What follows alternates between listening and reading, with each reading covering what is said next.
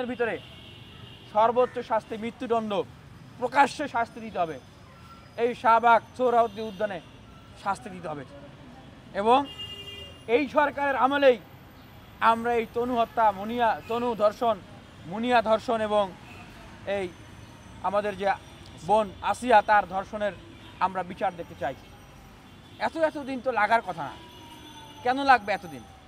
বা আমরা বলতে চাই, আপনারা যে আইন কানুন খাতা কলমের প্রসিডিউর দেখাচ্ছেন, বাংলাদেশের এই বিচারটাকে আপনারা, যেমন সম্পত্তি বন্টন হয় ধর্মীয় নিয়ম অনুযায়ী, বিবাহ হয় ধর্মীয় নিয়ম অনুযায়ী, ঠিক এই ধর্ষণের বিচারটা অনেক দেশেই ধর্মীয় নিয়ম অনুযায়ী হয়, মৃত্যুদণ্ড।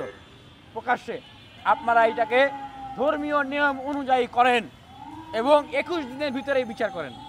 বাংলাদেশে আপনারা দেখান যে ছাত্র জনতা আপনাদের সাথে আছে, আপনারা ছাত্র জনতার ম্যান্ডেট নিয়ে আপনারা কোনো ভিনদেশী শক্তিকে ভয় না পেয়ে আপনারা বাংলাদেশের জনগণকে সাথে নিয়ে আপনারা বিচার করতেছেন। আপনারা দেখান, সেই সুযোগ আছে।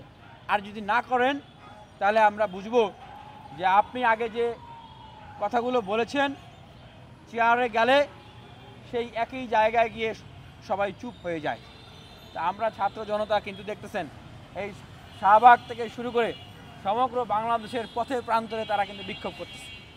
তারা ধর্ষণের বিচার চায়, জানমালের নিরাপত্তা চায়, তারা নিজেদের ব্যবসা বাণিজ্যের নিরাপত্তা চায়, তারা এই যে শহীদ যারা হয়েছেন তাদের স্বীকৃতি চায়, তাদের পুনর্বাসনের দায়িত্ব তারা চায়, আহত যারা হয়েছেন তাদের ক্ষতিপূরণ চায়, এবং আওয়ামী লীগ তাদের এবং তাদের যে দোসররা আছে তাদের রাজনৈতিক কর্মকাণ্ড নিষিদ্ধ চায়। আগামী নির্বাচনে আওয়ামী লীগ যেন কোনোভাবে ফিরে না আসে, সেটার নিষিদ্ধ তারা চায়।